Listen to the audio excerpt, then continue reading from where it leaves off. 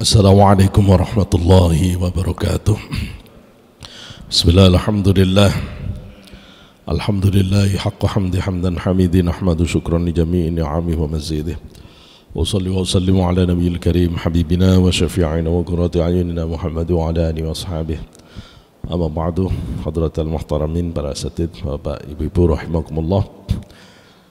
Melanjutkan kajian kita di kajian akhlak tasawuf yang berkait hari ini kita berada di akhir bulan Rajab. Kita ingin mengambil momen untuk membahas tentang persoalan sholatnya. Sholat yang dikatakan sebagai mi'rajul mu'minin. Sholat adalah mi'rajnya batin orang ke hadirat Allah subhanahu wa ta'ala. Kita sama-sama memahami bahwa sholat ini adalah kewajiban yang paling istimewa, di mana untuk meletakkan mandat sholat ini Allah tidak mempercayakan kepada Jibril sekalipun. Berbeda dengan kewajiban-kewajiban yang lain yang Allah mencukupkan perintah-perintah ibadah itu hanya melalui malaikat Jibril. Perintah-perintah tentang puasa, perintah tentang zakat, sedekah, infak, haji, dan seterusnya itu cukup melalui informasi dari Jibril. Kecuali sholat. Sholat ini Rasulullah mendapat perlakuan khusus untuk bisa mendapatkan perintah sholat ini. Saya mengibaratkan apabila seorang pimpinan mengeluarkan perintah yang perintah itu tidak bisa disampaikan oleh siapapun, harus disampaikan oleh pimpinan itu sendiri, di mana penerima pesan itu dijemput dengan penjemputan yang sangat spesial, kemudian ditemui secara khusus di tempat yang paling khusus, di mana perintah itu disampaikan langsung kepada yang mendapatkan mandat. Maka kita bisa mengerti betapa perintah itu sangat istimewa, dan sholat adalah menempati posisi ini, sehingga sholat ini sampai disebut oleh Rasulullah sebagai sokok guru agama kita. As-salatu imaduddin, faman aqamaha faqad aqamaddin, faman tarakaha faqad hadamaddin. Sholat itu sokok gurunya, tiang utamanya agama Islam ini. Siapa yang menegakkan sholat maka tegaklah agamanya, siapa yang tidak menegakkan sholat maka robohlah agama itu. Sholat bahkan oleh Rasulullah dijelaskan di dalam hadisnya, awwalu ma yuhasabu bihil abdi yaumal qiyamah as-salah, fa in saluhat saluha sa'iru amalih, ila akhiril hadis, au kama qala, bahwasanya yang pertama kali bakal dihisab besok kiamat itu sholat. Kalau sholatnya bagus maka akan diterima semua amalan selain sholat. Tapi apabila sholatnya tidak bagus, maka itu bisa menjadi tanda ibadah-ibadah yang lainnya bisa bermasalah. Maka sholat itu menjadi ukuran utama dari derajat batin seseorang di sisi Allah.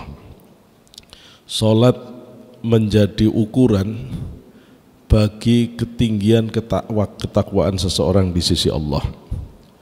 Sholat menjadi pembeda antara orang kafir dan orang mukmin yang hakiki. Dan sholat ini Allah menyebut merupakan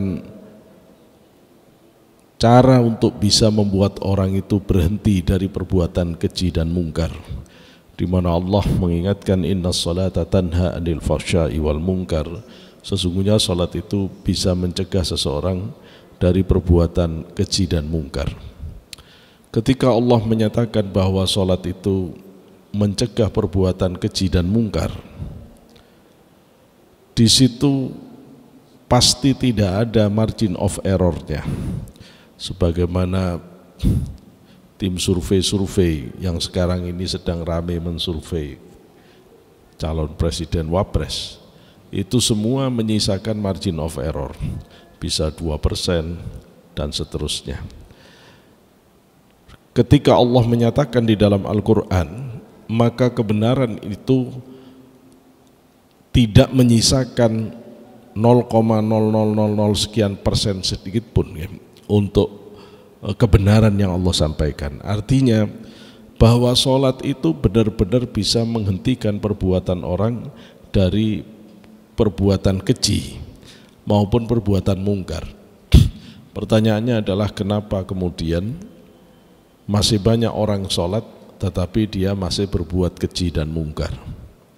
Kenapa ada orang yang sholat tapi masih korupsi? Kenapa ada orang yang sholat tapi masih mau berjudi? Kenapa ada orang yang sholat tapi masih mau maksiat? Kenapa kok sholat jalan, maksiat juga jalan? Padahal Allah menyebut sholat itu mencegah perbuatan keji dan mungkar. Apakah ayatnya yang salah atau sholatnya yang salah? Maka dipastikan di sini ayat tidak mungkin salah. Maka kalau kemudian ada sholat yang tidak membuat orang berhenti dari perbuatan keji mungkar, berarti sholat orang itu yang tidak benar. Berarti sholat itu yang bermasalah. Sholat itu punya dua bagian. Ada bagian fikihnya, ada bagian tasawufnya. Sholat itu ada bagian syariat zahirnya, tapi sholat ada bagian hakikat batinnya. Bagaimana kita takbir, bagaimana kita ruku, bagaimana kita sujud, apa yang dibaca saat takbir, ruku, sujud dan seterusnya, itu dibahas di dalam ilmu syariat zahir, di dalam ilmu fikih. Ketika orang sudah benar cara takbir, rukuk, sujud, bacaan-bacaannya, maka status hukum fikihnya disebut sah, sholatnya sah. Apakah sholat yang sah itu mesti qabul, mesti diterima oleh Allah? Nah, persoalan qabul tidak menjadi wilayah kajian fikih. Kita biasanya menghabiskan banyak waktu, bahkan sampai banyak generasi, untuk memperdebatkan tentang gerakan sholat saja. Kadang-kadang umur kita habis hanya untuk berdebat takbir yang benar, rukuk yang benar, dan seterusnya. Kadang ada orang yang begitu hebat menjaga takbirnya, tapi ternyata kacau balau wudhunya. Ternyata takbirnya kayak paling sunnah, nggak taunya nggak pakai kopiah, rambutnya panjang nutupin jidat. Akhirnya sujud, jidatnya ketutup rambut, nggak sah sujudnya. Nggak sah sujudnya.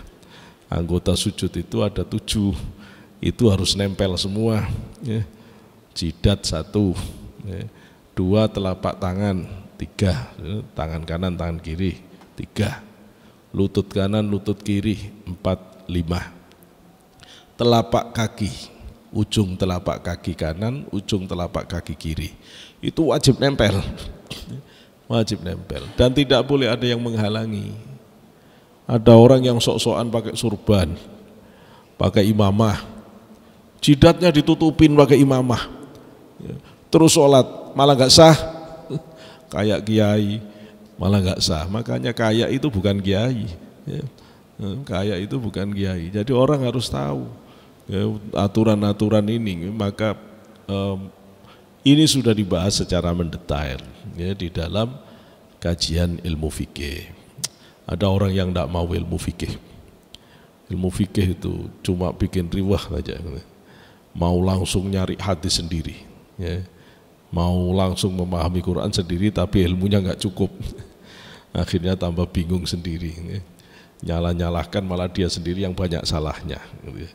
Maka ini sudah ditata sedemikian rupa oleh ulama-ulama di bidang fikih, dan kita harus mengikuti itu.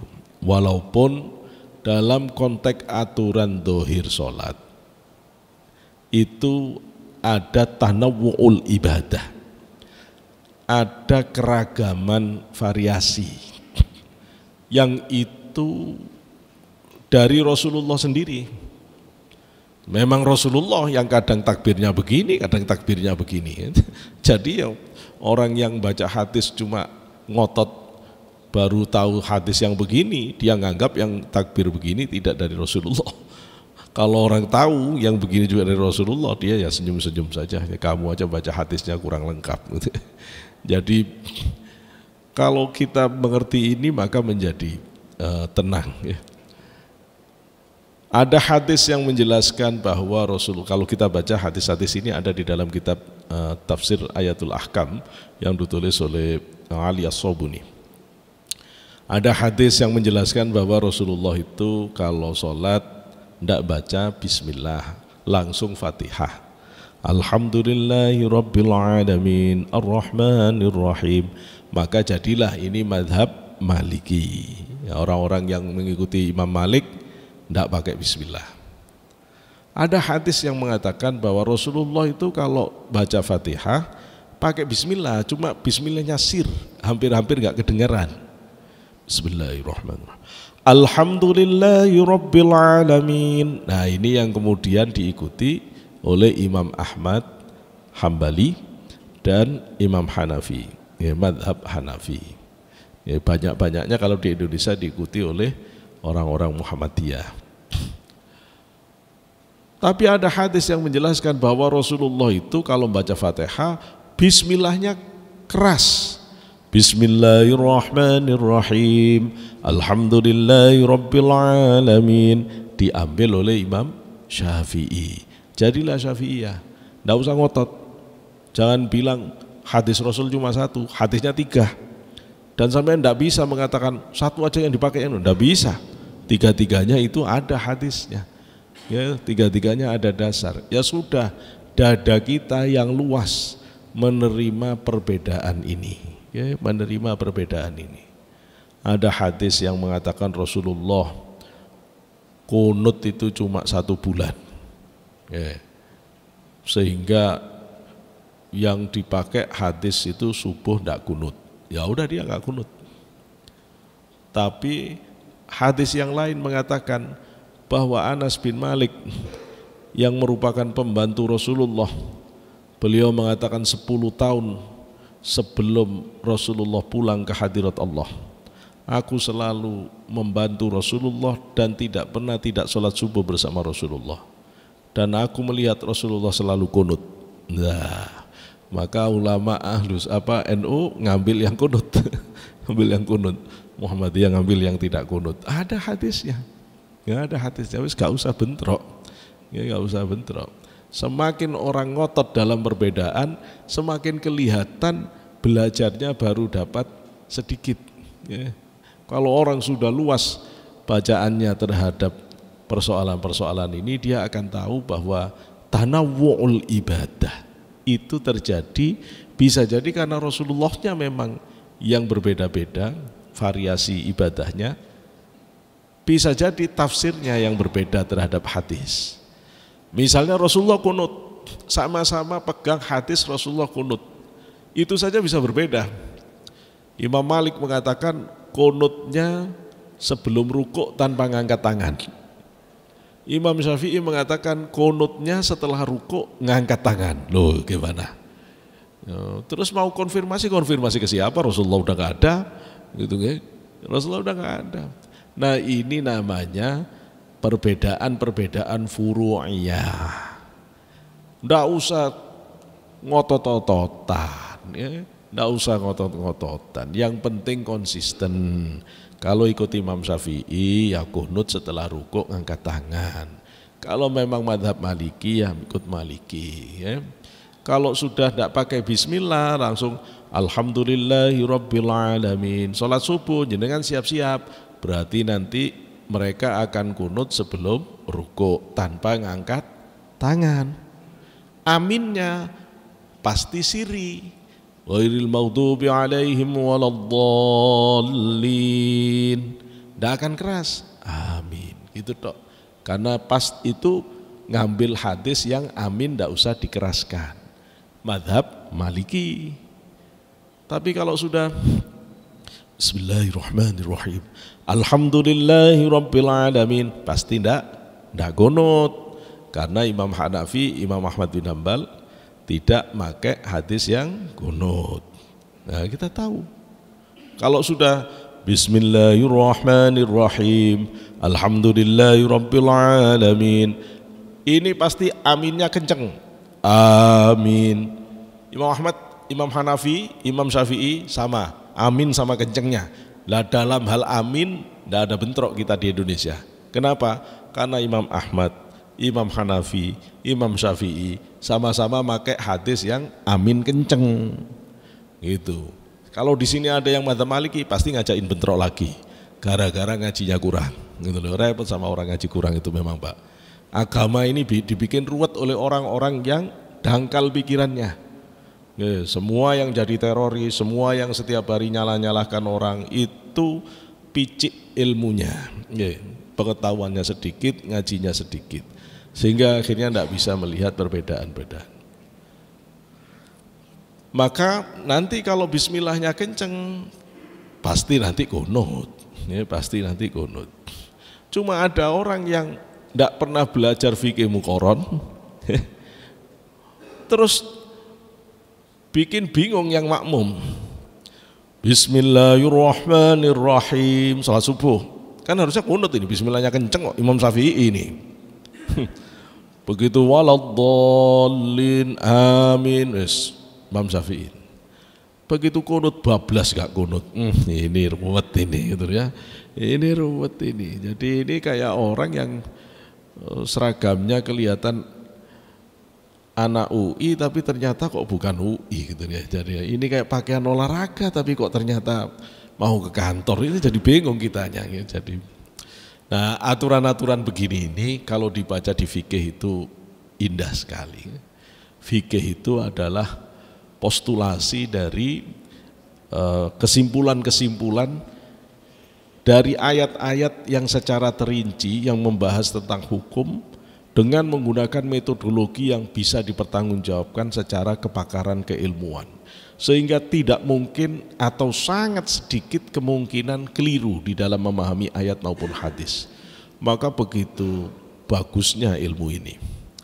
Tapi kalau jenengan sudah paham ini, itu perbedaan itu hanya kayak kalau mobil beda aksesoris saja. Ya. Sholat kok beda ta'awud, beda iftitahnya. Satunya Allahumma ba'id baini wa baina khotoyaya, satunya kabira walham, tidak masalah ya, tidak masalah. Terus ini imamnya tidak baca bismillah atau bismillahnya sir, padahal saya bismillahnya kenceng, saya jadi makmum, sah. Loh, terus ini imamnya tidak kunut, padahal saya mau kunut tapi tidak dikasih kesempatan misalnya, sah, tetap sah ya. Sholat jamaah di imam yang berbeda madhab, semua ulama mengatakan sah. Jadi tidak usah jadi gangguan hati, tidak usah jadi gangguan hati. Kalau misalnya kita ke Mekah, ke Madinah, rata-rata imam mereka madhab Hambali, kita madhab Syafi'i, tidak usah kaget, tidak apa-apa, tidak apa-apa, sah, tetap sah, tetap sah. Nah itu seperti mobilnya sama, merek sama, mesin sama. Cuma beda aksesoris, ya, ada yang pasang aksesoris tambahan di sini ada yang tidak suka, ada yang senengnya asli seperti yang dari pabrikannya dan seterusnya. Kira-kiranya begitu. Tapi persoalannya mesin yang menggerakkan itulah tasawuf, gitu ya. Mesin yang menggerakkan itulah tasawuf. Seringkali kita ini ribut dengan persoalan bodinya, aksesoris, bahkan bukan bodi, aksesoris, gitu loh ya. Karena satunya suka ada tanduknya, satu tidak ada tanduknya. Itu bentroknya nggak karuan. Satunya ada pelindung bempernya, satu tidak pakai pelindung bemper. Bentrok nggak karuan. Tapi tidak pernah dibahas secara benar itu masalah mesin. Masalah mesin, masalah kekhusyuan di dalam sholat. Dan itu wilayah akhlak tasawuf. Kalau kita bertanya, apa yang Anda rasakan di dalam sholat ini? Saat saya tanya anak umur 10 tahun, ya begini Pak sholat, ada males-malesnya, kalau nggak dipaksa-paksain, ya nggak sholat-sholat saya. Lah terus rasanya sholat itu, ya wis begini Pak, ada ngelamun-ngelamunnya, ada ininya, ya wis. Anak umur 10 tahun. Nanti umur 30 tak tanya lagi, gimana rasanya sholat? Ya begini Pak, ada males-malesnya, ada ngelamun-ngelamunnya, ya ada kemana-mana pikiran. Loh kok sama dengan umur 10? Coba kalau umur 50 saya tanya, gimana rasanya sholat? Ya Pak, sama Pak, ya ada males-malesnya, ya ada ngelamun-ngelamunnya. Terus kalau umur 70 saya tanya lagi, gimana rasanya sholat? Ya sama Pak, ada males-males. Loh, ini something wrong. Ini ada yang salah ini. Kalau sudah masuk mobil, dapat 1 jam di dalam mobil, saya tanya, apa yang dilihat Pak? Alhamdulillah, Masjid PTIK bagus. Ya. Setelah dapat 10 tahun saya tanya, Pak, apa yang dilihat? Alhamdulillah, Masjid PTIK bagus. Loh, dapat 30 tahun saya tanya, apa yang dilihat? Masjid PTIK bagus. 70 tahun mau mati saya tanya, Masjid PTIK bagus. Loh, berarti mobil ini tidak jalan. Ya? Jangan-jangan mesinnya tidak hidup. Berarti ini tidak kemana-mana. Ya? Sholat inilah yang akan menjadi pintu sampai tidaknya kita kepada derajat ihsan.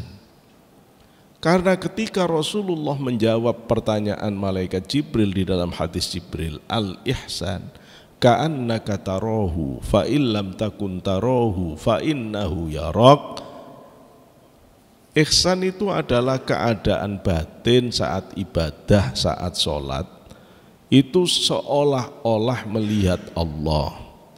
Kalau tidak sampai ke situ, minimal batin itu yakin sedang diperhatikan oleh Allah.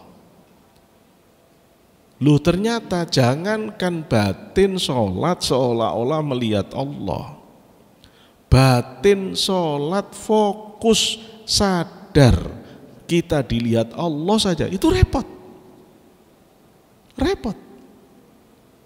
Nggak usah sadar sedang dilihat Allah, sadar sedang sholat itu loh repot. Sebelum sholat itu sadar kita, tapi begitu takbir Allahu Akbar, jadi tidak sadar. Allahu Akbar, at-tahiyatul mubarakat. Sudah mestinya doa iftitah malah at-tahiyat, kan tidak sadar. Ayo, tidak sadar. Begitu dapat sudah jalan 2 rakaat bingung, sudah 2 apa 3? 3 apa 2? Lah kan tidak sadar. Loh, kok bisa sholat ini tidak sadar ini? Padahal sholat itu juga lama. Tidak lama sholat itu. Tidak lama. 5 menit itu udah lama. 5 menit itu udah lama. Sholat subuh paling 2 menit. Kalau sholat sendiri malah tambah kurang. Bet selesai. Ayo. Apa susahnya 5 menit fokus ke Allah itu, apa susahnya secara logika? Ya gak susah sama sekali. Wong kita nonton bola 2 kali 45 menit aja menteleng terus kok, sampai lupa wis belum makan belum apa, kalah lagi Indonesia. Serius gitu loh ya. Ibu-ibu nonton sinetron sampai jam-jaman ya serius. Loh kok sholat mau fokus ke Allah kok cek repotnya.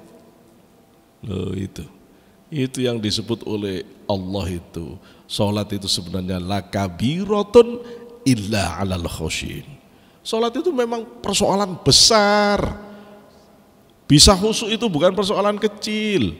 persoalan ruwet, persoalan besar itu, persoalan besar. Lo pada persoalan besar ini lo kok gak debat? Lo debat cuma persoalan takbir. Wong takbir itu sampai ndak takbir itu lo sholatnya sah, kok dadak ruwet ya, masya Allah. Gitu loh ya.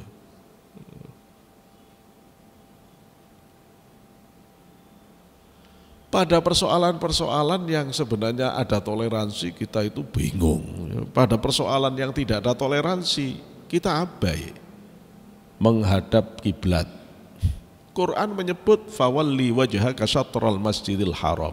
Hadapkanlah wajahmu ke arah Masjidil Haram. Arah Masjidil Haram, yang penting kita tahu Masjidil Haram ada di barat. Selama ngadep ke barat sah. Meskipun agak menceng dikit sah. Wong Allah lo ndak minta lurus banget, gitu loh ya. Allah ndak minta lurus banget. Allah ndak minta lurus Ka'bah. Kalau orang itu ngerti sejarah sholat di Ka'bah, pertama sholat di Ka'bah itu ndak melengkung pak. Kan sekarang muter. Dulu enggak lurus. Lah kalau lurus Ka'bahnya di situ, yang sebelah sini kan ndak nyebah Ka'bah. Bablas ke sana. Wong Ka'bahnya di situ. Itu kan baru berubah nanti, zamannya tabi'in, gitu loh ya. Zamannya sahabat masih gini, lurus gini jamaah itu. Karena belum banyak orangnya, baru sekarang diputer. Makanya jangan ngotot-ngotot kalau enggak ngerti kajian Islam secara mendalam itu, sampai nanti lucu sendiri, gitu loh ya. Lucu sendiri. Enggak begitu, Allah ngizinin. Allah ngizinin. Makanya kiai-kiai yang alim-alim ndak terlalu pusing dengan kalau misalnya masjid itu ndak lurus banget, ndak perlu pakai digaris terus dimencengin, akhirnya mihrabnya jadi di mana terus jadi ndak segitunya. Allah ngizinin, gitu loh. Allah ngizinin.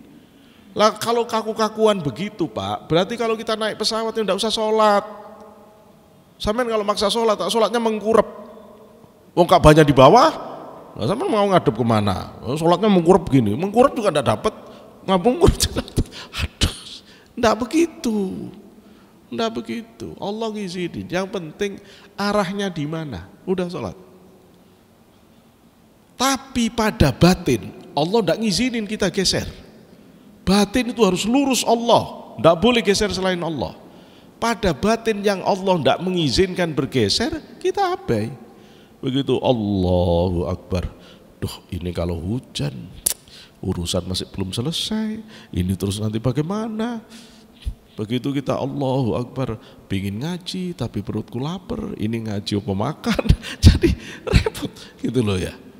Wah, ada yang sholat Allahu Akbar, kurang ajar orang tadi itu. Wah, aku duluan parkir mana ditempati duluan. Sholatnya maki-maki temennya. Masya Allah gitu loh ya. Masya Allah. Ini badan ngadep Gusti Allah, tapi batin tidak ngadep. Ini loh Pak yang kata Syekh Abdul Qadir di dalam kitab beliau Fathur Rabbani. Kamu itu masih menyimpan kemusyrikan tersembunyi di dalam sholatmu kepada Allah. Bagaimana terus kamu mau khusyuk? Bagaimana kamu diizinkan oleh Allah untuk masuk hadrah ilahiyah? Wong masih seperti itu. Tidak bisa. Tidak bisa. Loh, terus bagaimana ini? Supaya kita bisa khusyuk ini terus bagaimana? Kita pakai teorinya Imam Ghazali dulu. Kata Imam Ghazali, hadrah ilahiyah atau hadrah qudsiyah itu adalah al-masjidul qudsi. Itu adalah masjid sucinya Allah. Allah itu maha suci.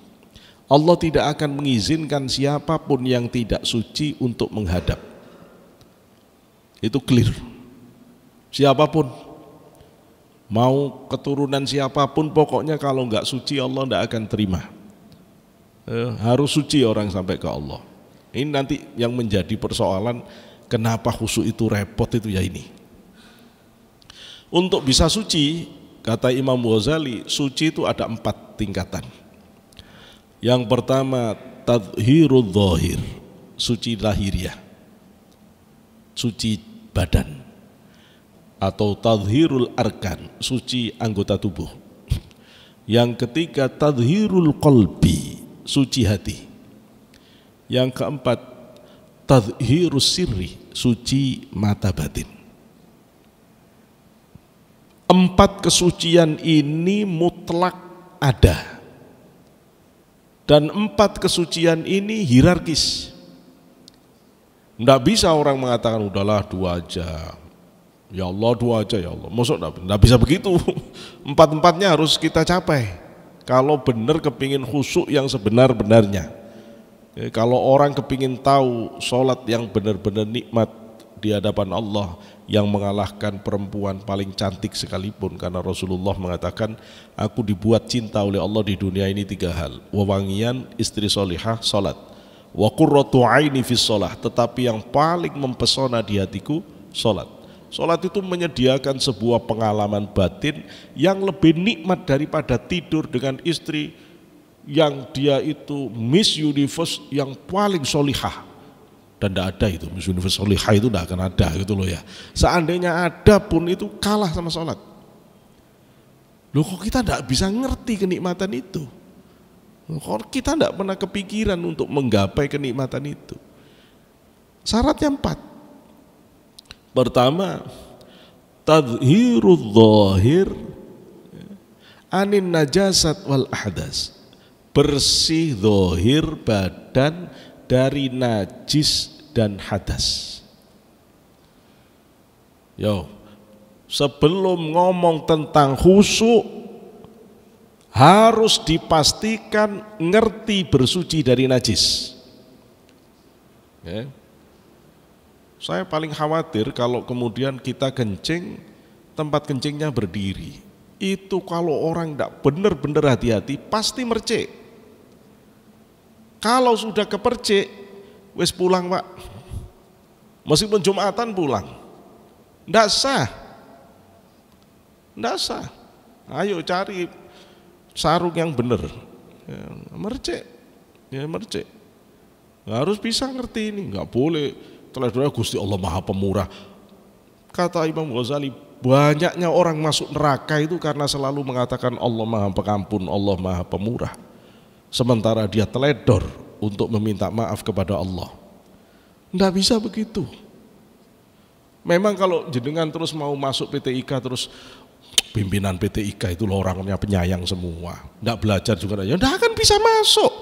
Enaknya sendiri, gitu loh. Meskipun Pak Polisi itu bagus, terus kita nyopir seenaknya, nggak bawa perlengkapan, ya mesti ketangkep. Lo kan Bapak orang baik, ya baik-baik, melanggar aturan ya dikeplai tetap sampean, gitu loh. Jadi ini persoalan yang tidak bisa ditolerir.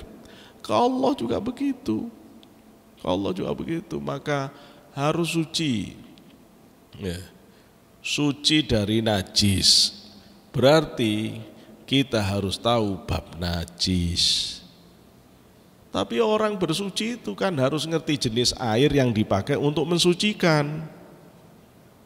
Kalau orang tidak ngerti jenis-jenis air yang bisa mensucikan, suci mensucikan, nanti dia bersuci dengan air yang suci tapi tidak bisa mensucikan. Air kelapa, air mustakmal, suci tapi tidak bisa mensucikan. Loh kan, berarti harus tahu bab air dulu. Makanya di kitab fikih itu Pak, bab pertama itu bab air. Sudah ditata ini, ilmu ini udah ditata. Jangan kayak orang yang baru ngaji kemarin, bab pertama sholat. Ya weh, sholat sing bener, takbirmu bener, rokokmu bener, sujudmu bener, paling top, paling persis Rasulullah. Begitu tak lihat wuduknya, amburadul. Begitu lihat cara bersucinya, hancur. Kamu sholat sampai 1000 rakaat, sampai gosong jidatmu, tidak akan keterima. Tidak akan keterima. Salah itu, salah. Mulainya dari ngerti jenis air. Mana air najis, mana air mustakmal, mana air suci mensucikan, mana air suci yang tidak mensucikan, mana air musammas, ngerti. Kemudian najis, mana najis mughalladah, mana najis mukhaffafah, mana najis mutawasithah. Bagaimana membersihkan najis-najis seperti ini? Tahu. Bagaimana kalau ada air kencing di lantai? Ya, itu tahu. Najisnya diserap dulu, bersihkan sampai Tidak ada, baru dia nanti masuk dari najis dzati ke najis hukmi. Najis hukmi baru dihilangkan setelah bau, rasa, warna, zat hilang, baru dihilangkan, disucikan. Ngerti? Ngerti. Termasuk suci di sini makanan harus halal. Makanan harus halal.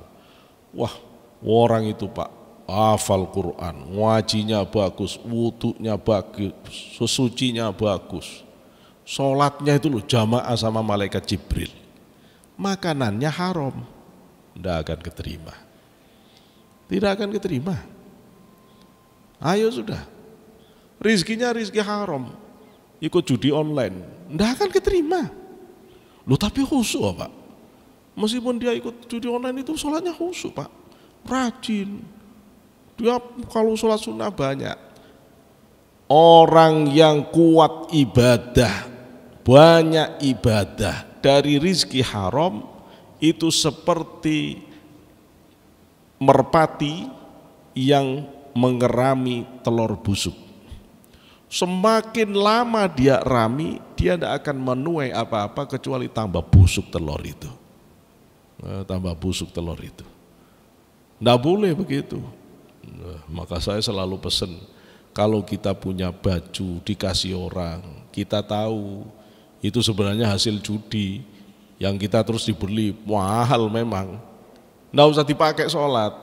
Kalau Bapak mau coba, ayo, sudah benar semuanya, pakai baju itu, kita dzikiran, semua bisa masuk batinnya ke hadirat Allah. Ini tidak akan bisa masuk. Ayo wis, semua udah nangis-nangis, Bapak cengar-cengir, ngapain zikir gitu kok nangis-nangis. Kenapa begitu?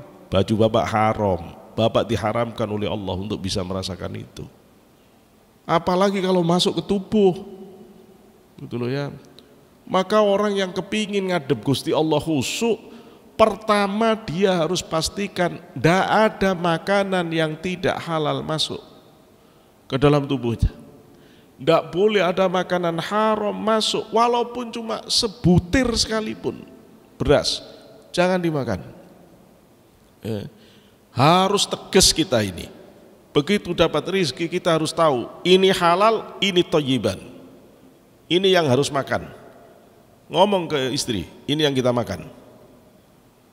Begitu kita dapat bagian, kita bingung. Ini disebut halal yo.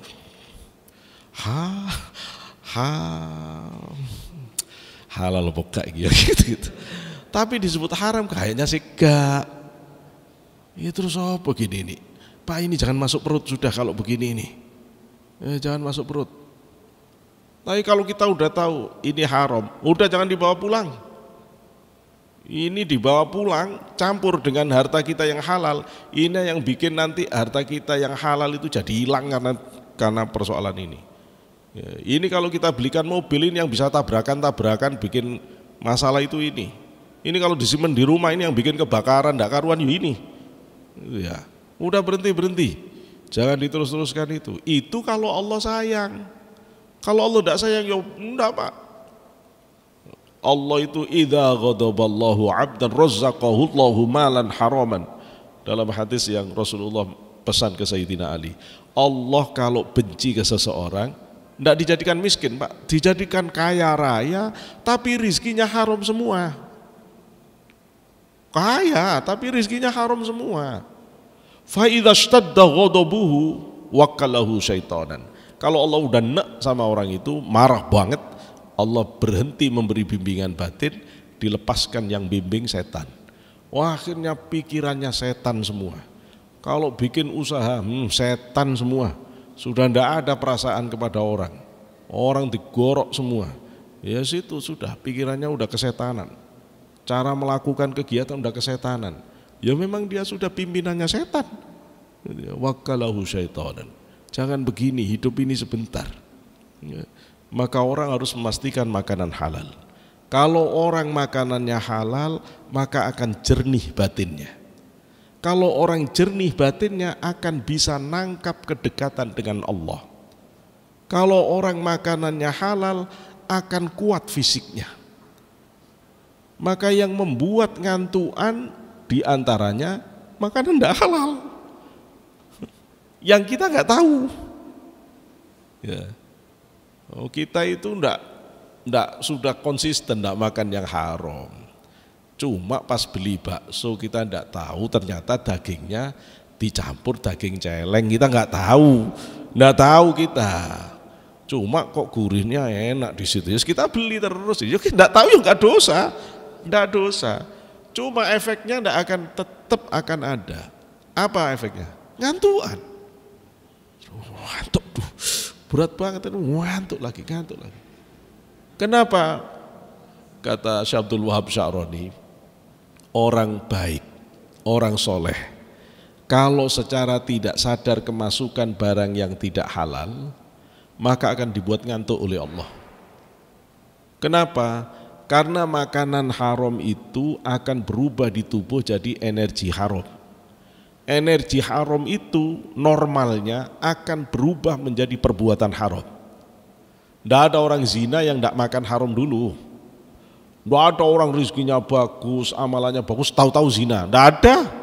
Ayo taruhan sama saya, cek semua orang pezina, pasti dia koruptor, pasti dia makan haram, pasti dia minum keras.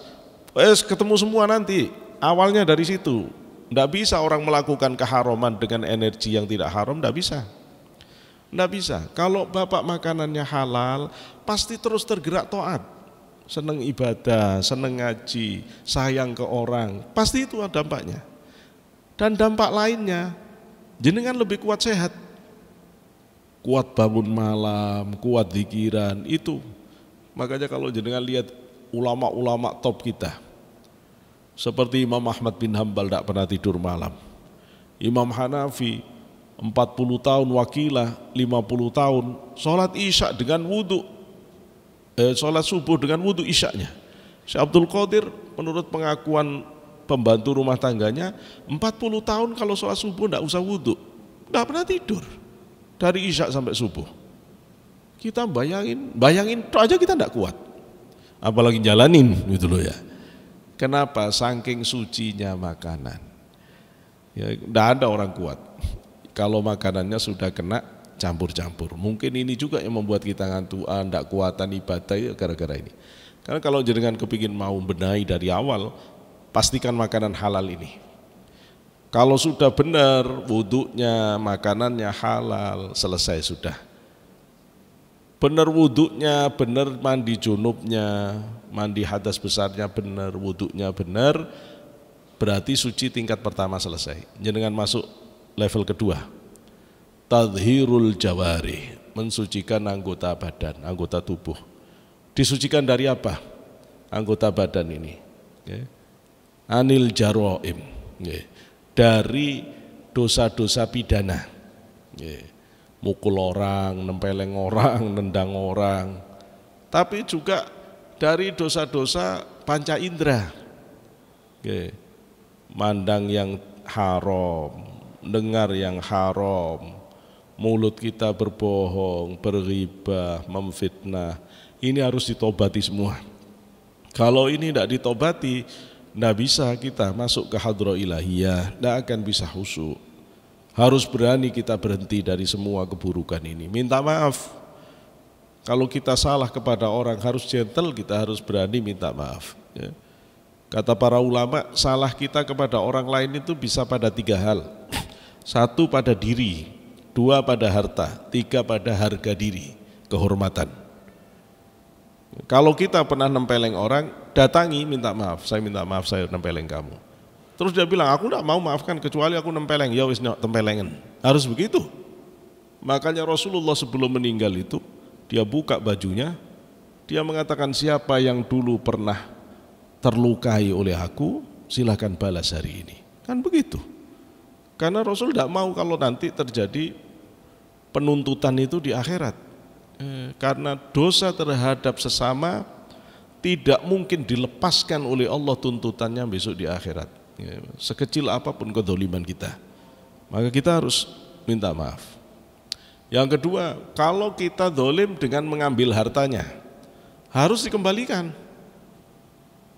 Lah terus kalau misalnya kita mengambil hartanya Kita pimpinan, misalnya saya lurah, mestinya bantuan ini untuk masyarakat saya, tak telan sendiri, tak makan sendiri. Lah terus minta maafnya harus orang satu desa, wong itu dana untuk satu desa. Ya wes kono salaman orang sak desa minta maaf, mau ndak ruwet, gitu loh ya. Makanya pimpinan itu kalau sampai korupsi itu repot, minta maafnya itu terus piye. Ya kalau enggak ya kumpulin orang sak desa terus bilang saya pernah ngambil yang mestinya ini hakmu tapi saya ambil, minta maaf. repot. Dan harus dikembalikan, uangnya dikembalikan. Kalau orangnya sudah nggak ada, kasihkan ahli warisnya. Ahli warisnya tidak ada, masukkan ke masjid, masukkan ke madrasah, masukkan ke pesantren, niatkan sodako atas nama orang itu. Besok kalau dituntut di akhirat, tuh loh udah saya sodakohkan, ambil udah pahalanya. Oh gitu, aman. Yang ketiga, dosa kehormatan. Kita bisa suudzon, bisa ghibah, bisa memfitnah, itu kita harus minta maaf. Nah tak singkat, habis waktunya. Yang ketiga, tadhirul qalbi, membersihkan hati dari apa? Anil ahlakil madmumah, dari sifat-sifat buruk. Kalau kepingin benar-benar merasakan kekhusyuan, berhenti dari sifat-sifat buruk. Kita harus berani bermuhasabah, mencari sifat buruk kita dan berhenti. Saya ini kikir orangnya, udah mulai sekarang belajar dermawan. Saya ini orangnya pemalas, mulai sekarang saya belajar rajin. Saya ini orangnya pemarah, mulai sekarang saya tak belajar sabar. Harus begini.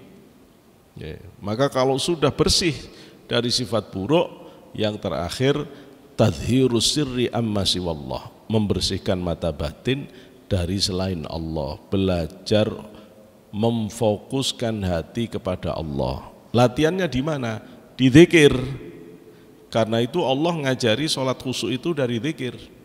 فإذا قد أعوذ بالله من الشيطان الرجيم فإذا قضيتم الصلاة فاذكروا الله وإذا قضيتم الصلاة فاذكروا الله قياما وقعودا وعلى جنوبكم فإذا اطمأننتم فأقيموا الصلاة. Kalau kamu sudah selesai sholat yang tidak khusyuk kata Allah, maka belajarlah kamu zikir, mengingat Allah dalam keadaan berdiri, duduk, berbaring. Kalau kamu sudah bisa tenang dengan zikirmu, dengan mengingat Allah, faqimus shalah, maka dirikanlah sholat, fa insyaallah bisa khusyuk. Zikir mengingat Allah yang dimaksud itu tidak selalu zikir lisan, ngomong terus Allah Allah Allah atau la ilaha illallah, siapa yang kuat 24 jam gitu ya tidak ada. Yang dimaksud itu setiap masalah kita fahami dan kita kembalikan kepada Allah. Setiap melakukan sesuatu niatkan karena Allah, maka itu sudah masuk zikir. Tapi latihan yang benar tetap dari zikir yang sebenarnya. Coba belajar diem ba'da sholat, zikiran la ilaha illallah, la ilaha illallah, matanya terpejam menghadap kiblat, la ilaha illallah. Belajar menyadari Allah dengan posisi seperti itu. Repot atau gampang? Ya repot ternyata. Ya ternyata latihannya. Setiap ada yang melintas, tolak, ndak, illallah, la ilaha illallah. Pokoknya selain Allah, sampai belajar khusyuk di situ. Kalau sudah bisa khusyuk, baru kekhusyuan itu kita pakai di dalam sholat kita. Nah, mudah-mudahan dengan beberapa penjelasan dari para ulama kita bisa menyempurnakan sholat kita sehingga sholat kita bisa menggerakkan batin kita di hadapan Allah Subhanahu wa ta'ala. Saya kira ini yang bisa disampaikan. Kita tutup bersama dengan berdoa Al-Fatihah. Al-Fatihah. الحمد لله في العامة يكفي مزيدا ربنا لك الحمد كما ينبغي لجلالك الكريم وعظيم سلطانك اللهم صل على سيدنا محمد في الأول والآخر وصل وسلم على سيدنا محمد في كل وقت وحين صل وسلم على سيدنا محمد في الملأ الأعلى صل وسلم على سيدنا محمد وعلى سيدنا محمد رب العالمين اللهم انفعنا بما علمتنا وأمن لما ينفعنا واجعلنا من المحسنين وزدنا علما نافعا وعملا متقبلا ورزقا حلالا طيبا باركا اللهم أعنا على ذكرك وشكرك وحسن عبادتك ربنا آتنا في الدنيا حسنة في الآخرة حسنة وقنا عذاب النار سبحان ربك رب العزة عما يصفون وسلام والحمد لله رب العالمين وآخرا والله الموافق إلى أقوم الطريق. السلام عليكم ورحمة الله وبركاته.